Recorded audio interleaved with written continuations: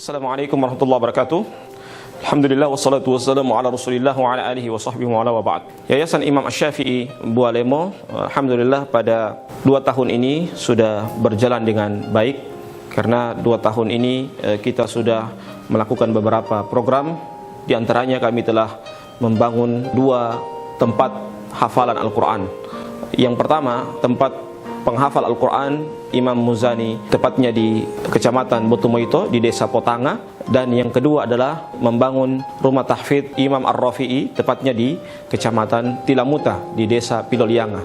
Namun karena Imam Ar-Rafi'i ini masih sementara tahap pembangunan, sementara kami mengajarkan bacaan dari kitab suci Al-Quran itu di Kecamatan Tilamuta, tepatnya di Desa Ayuhulalo. Rumah tahfidz Imam Muzani Bualemo, kami melakukan beberapa program. Di antaranya adalah program menghafal Al-Quran, berbuka puasa bagi para penghafal Al-Quran. Kita juga memberikan santunan beras bagi para penghafal Al-Quran. Dan kami alhamdulillah di samping itu juga kami telah mencetak beberapa penghafal Al-Quran. Dan di samping itu juga kami masih sangat membutuhkan uluran tangan dari para pemirsa semua, baik itu dari buka puasa, juga pembangunan dari rumah tahfidz Imam Ar-Rafi'i yang tepatnya di Kecamatan Tilamuta. Yang berikutnya juga adalah pembelian dari mushaf Al-Quran, karena mereka sekarang masih kekurangan dengan mushaf Al-Quran, sehingga mereka mempergunakan mushaf Al-Quran yang mereka telah dapatkan dari kami. Hanya sekedar beberapa orang saja yang mendapatkan mushaf dari Al-Quran tersebut.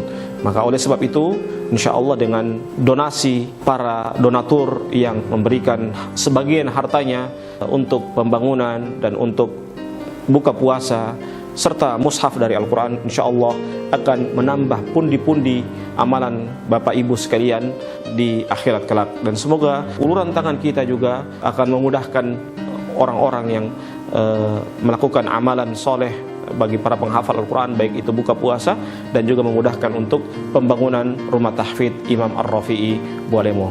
Sekian, Assalamualaikum warahmatullahi wabarakatuh.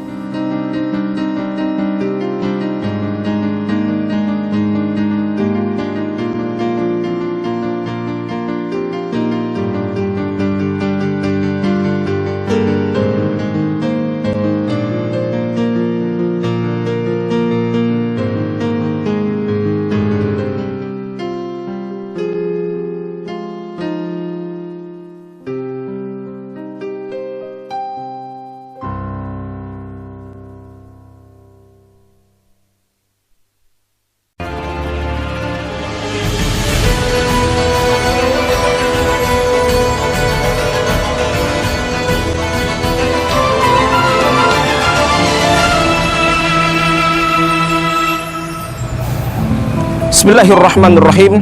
Alhamdulillahi rabbil alamin. Hamdan katsiran tayyiban mubarakan fih kama yuhibbu rabbuna wa yardah. Asyhadu an la ilaha illallah wahdahu la syarikalah wa asyhadu anna Muhammadan abduhu wa rasuluh la nabiyya ba'dah. Seringkali orang ingin mencari kecintaan dari seseorang, tetapi orang itu tidak cinta kepadanya. Cinta bertepuk sebelah tangan. Seorang penyair Arab mengatakan, laisya sya'nu an tuhibbah, innama sya'nu an tuhabbah. Sesuatu itu bukan engkau mencintai, tetapi yang lebih penting adalah engkau dicintai. Karena kalau engkau mencintai, kadang cinta bertepuk sebelah tangan. Tetapi kalau kita dicintai, sudah tentu kita akan mencintai orang tersebut. Karena apa? Orang datang kepada kita dengan tulus dan ikhlas, memberikan kecintaan kepada kita. Berarti itu adalah cinta yang sangat sempurna. Karena kecintaan itu lahir dari 2 belah pihak, bukan dari 1 belah pihak saja. Begitupun ketika kita ingin meraih kecintaan dari Allah Subhanahu wa taala. Banyak orang mengaku saya cinta kepada Allah, tetapi Allah tidak cinta kepadanya. Wal iyadzu billah. Maka yang harus kita perhatikan adalah bagaimana kita mendapatkan kecintaan dari Allah. Kecintaan dari Allah itu bagaimana? Suatu ketika, ya, Nabi kita yang mulia sallallahu alaihi wasallam ditanya oleh Abdullah ibnu Mas'ud radhiyallahu taala anhu. Abdullah bin Mas'ud bertanya kepada Nabi, wahai Nabi, ayyul a'mali ahabbu ilallahi azza wa jalla. Wahai Nabi, amalan apa yang dicintai oleh Allah Subhanahu wa taala? Yang pertama adalah as-salatu ala waqtiha. Salat tepat pada waktunya. Lihat, salat tepat pada waktunya. disyariatkan untuk sholat tepat pada waktu, bukan sholat sewaktu-waktu, dan juga bukan sholat nanti ada waktu, ya, tetapi sholat tepat pada waktunya. Dan sholat tepat pada waktunya tersebut, Nabi kita yang mulia sallallahu alaihi wasallam bersabda, Allah Subhanahu wa taala berfirman dalam Al-Qur'anul Karim, "Inna sholata kanat 'alal mu'minina kitaban mawquta."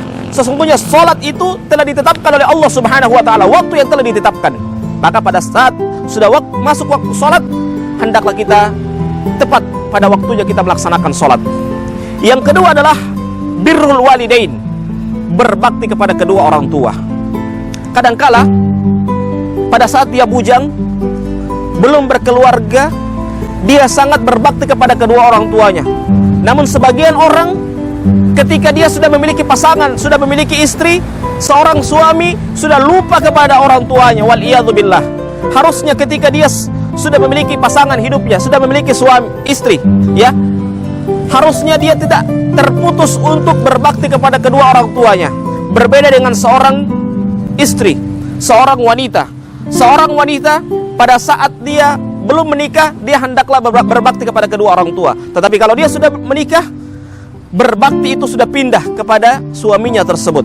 Tetapi kalau seorang suami pada saat dia sebelum menikah dan dia setelah menikah, dia harus senantiasa berbakti kepada kedua orang tuanya.